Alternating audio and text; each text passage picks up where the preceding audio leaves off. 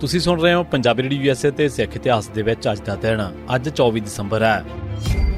3 ਨਵੰਬਰ 1986 ਦੇ ਦਿਨ ਸ਼੍ਰੋਮਣੀ ਕਮੇਟੀ ਦੀ ਸਾਲਾਨਾ ਚੋਣ ਦੇ ਵਿੱਚ ਗੁਰਚਰਨ ਸਿੰਘ ਟੌਹੜਾ ਨੇ 74 ਵੋਟਾਂ ਲੈ ਕੇ ਕਾਬਲ ਸਿੰਘ ਨੂੰ 16 ਵੋਟਾਂ ਤੇ ਹਰਾ ਦਿੱਤਾ। ਕਾਬਲ ਸਿੰਘ ਦਾ ਨਾਂ ਅਮਰ ਸਿੰਘ ਨੇ ਪੇਸ਼ ਕੀਤਾ ਸੀ ਅਤੇ ਹਰਚਰਨ ਸਿੰਘ ਹੁੜਿਆਰੇ ਨੇ ਤਾਇਦ ਕੀਤੀ ਸੀ।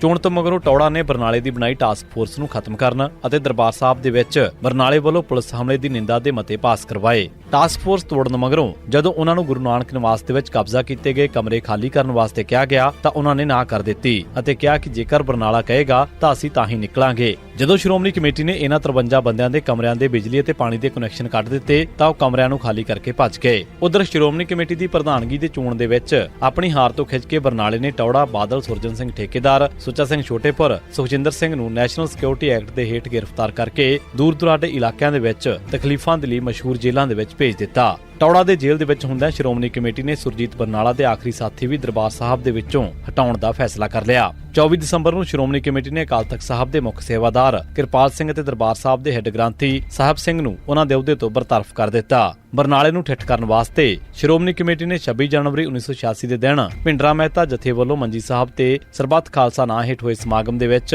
ਲਾਏ ਹੋਏ ਜਸਬੀਰ ਸਿੰਘ ਰੋਡੇ ਨੂੰ ਅਕਾਲ ਤਖਤ ਸਾਹਿਬ ਦਾ ਮੁੱਖ ਸੇਵਾਦਾਰ ਮੰਨ ਲਿਆ ਅਤੇ ਉਸ ਦੀ ਗੈਰ ਹਾਜ਼ਰੀ ਦੇ ਵਿੱਚ ਰਾਗੀ ਪ੍ਰੋਫੈਸਰ ਦਰਸ਼ਨ ਸਿੰਘ ਨੂੰ ਅਕਾਲ ਤਖਤ ਸਾਹਿਬ ਦਾ ਐਕਟਿੰਗ ਮੁੱਖ ਸੇਵਾਦਾਰ ਬਣਾ ਦਿੱਤਾ।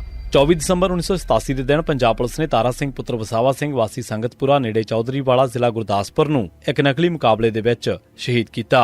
24 ਦਸੰਬਰ 1990 ਦੇ ਦਿਨ ਪੰਜਾਬ ਪੁਲਿਸ ਨੇ ਸਤਨਾਮ ਸਿੰਘ ਚੰਡੀਗੜ੍ਹੀਆ ਵਾਸੀ ਕੋਟਲੀ ਕੋਰਟਾਣਾ ਅੰਮ੍ਰਿਤਸਰ ਅਤੇ ਜਸਵਿੰਦਰ ਸਿੰਘ ਜੱਸਾ ਵਾਸੀ ਵੰਜਾਵਾਲਾ ਨੂੰ ਨਕਲੀ ਮੁਕਾਬਲੇ ਦੇ ਵਿੱਚ ਸ਼ਹੀਦ ਕੀਤਾ। 24 ਦਸੰਬਰ 1991 ਦੇ ਦਿਨ ਪੰਜਾਬ ਪੁਲਿਸ ਨੇ ਗੁਰਮੇਲ ਸਿੰਘ ਪੁੱਤਰ ਹਰੀ ਸਿੰਘ ਵਾਸੀ ਕੋਟਲਾ ਨਿਹੰਗ ਖਾਨ ਨੇੜੇ ਰੋਪੜ ਸ਼ਹਿਰ ਨੂੰ ਇੱਕ ਨਕਲੀ ਮੁਕਾਬਲੇ ਦੇ ਵਿੱਚ ਸ਼ਹੀਦ ਕੀਤਾ। 24 ਦਸੰਬਰ 1990 ਦੇ ਦਿਨ ਪੰਜਾਬ ਪੁਲਿਸ ਨੇ ਸਵਰਨ ਸਿੰਘ ਉਰਫ ਸ਼ਹੀਦ ਅਤੇ ਕਸ਼ਮੀਰ ਸਿੰਘ ਪੁੱਤਰ ਦਲੀਪ ਸਿੰਘ ਵਾਸੀ ਧੁਨ ਨੇੜੇ ਧੱਲੇਕੇ ਜ਼ਿਲ੍ਹਾ ਅੰਮ੍ਰਿਤਸਰ ਨੂੰ ਨਕਲੀ ਮੁਕਾਬਲਿਆਂ ਦੇ ਵਿੱਚ ਸ਼ਹੀਦ ਕੀਤਾ। 24 ਦਸੰਬਰ 2013 ਗੁਰਬਖਸ਼ ਸਿੰਘ ਅੰਬਾਲਾ ਜਿਸ ਨੇ ਉਮਰ ਕੈਦ ਕੱਟ ਚੁੱਕੇ 6 ਸਿੱਖ ਕੈਦੀਆਂ ਦੀ ਰਿਹਾਈ ਵਾਸਤੇ 14 ਨਵੰਬਰ ਤੋਂ ਮਰਨ ਵਰਤ ਰੱਖਿਆ ਹੋਇਆ ਸੀ, ਉਸ ਦੇ ਮਰਨ ਵਰਤ ਦੇ 42ਵੇਂ ਦਿਨ ਰਾਤ ਵੇਲੇ ਸਾਧ ਮਾਨ ਸਿੰਘ ਪਿਹੋਵਾ, ਹਰਨਾਮ ਸਿੰਘ ਧੁਮਾ ਤੇ ਜਸਬੀਰ ਸਿੰਘ ਰੋਡੇ ਅੰਬ ਸਾਹਿਬ ਆਏ ਤੇ ਗੁਰਬਖਸ਼ ਸਿੰਘ ਦੇ ਨਾਲ 24 ਦਸੰਬਰ 2013 ਦੇ ਦਿਨ ਬੰਦ ਕਮਰੇ ਦੇ ਵਿੱਚ ਮੁਲਾਕਾਤ ਕੀਤੀ। ਇਸ ਤੋਂ ਮਗਰੋਂ ਗੁਰਬਖਸ਼ ਸਿੰਘ ਦਾ ਤਰੀਕਾ ਹੀ ਬਦਲ ਗਿਆ। ਸ੍ਰੀ ਅਕਾਲ ਤਖਤ ਸਾਹਿਬ ਦਾ ਤਤਕਾਲੀ ਮੁੱਖ ਸੇਵਾਦਾਰ ਗੁਰਬਚਨ ਸਿੰਘ ਜਿਸ ਨੂੰ ਉਹ ਮਹਾਂ ਝੂਠਾ ਤੇ ਪਾਪੀ ਕਹਿੰਦਾ ਹੁੰਦਾ ਸੀ, ਉਸ ਨੂੰ ਉਹ ਗੁਰੂ ਦੀ ਆਵਾਜ਼ ਚਾਪਣ ਲੱਗ ਪਿਆ, ਜਿਹੜਾ ਕਹਿੰਦਾ ਸੀ ਕਿ ਜਾਂ ਤਾਂ ਸਿੰਘ ਰਿਹਾ ਹੋਣਗੇ ਜਾਂ ਫਿਰ ਭਾਣਾ ਵਰਤੇਗਾ। ਇਸ ਮੀਟਿੰਗ ਤੋਂ ਮਗਰੋਂ ਉਸ ਦੀ ਬੋਲੀ ਇੱਕਦਮ ਪੂਰੀ ਤਰ੍ਹਾਂ ਬਦਲ ਗਈ।